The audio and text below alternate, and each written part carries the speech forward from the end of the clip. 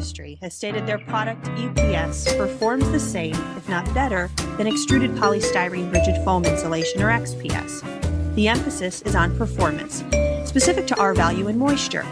But you only have to look at the science to see the truth. Science doesn't lie. Let's start with the differences in manufacturing. With the XPS continuous extrusion process, a homogeneous closed cell matrix is produced through the entire cross-section of the foam. This matrix of closed cells resists water penetration, and that's important because water penetration can reduce R value if absorbed into the insulation. With the EPS cell structure, the bead molding process leaves voids between beads where water can enter. Although the individual beads of EPS are closed cell, the voids between the beads can absorb water, which reduces the already lower in-service R value of EPS. ASTM C578 tests are important to measure and quantify the properties of each material. What you see here is a demonstration of how each, Owens Corning's XPS and EPS handle water commonly found in a 1.5 pound material. In real-world applications, insulation gets wet, but it still must perform. When EPS absorbs water, its R value actually decreases, even when tested at lower temperatures. In fact, EPS exposed to water has a lower R value at 40 degrees Fahrenheit than it does at 75 degrees Fahrenheit. This water absorption also subjects EPS to damage during the freeze-thaw cycle, which can have a negative effect on product integrity.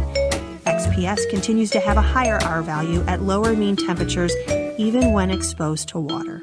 In higher density EPS products, the fusion of individual beads is better than lower density EPS products, but the problem still exists.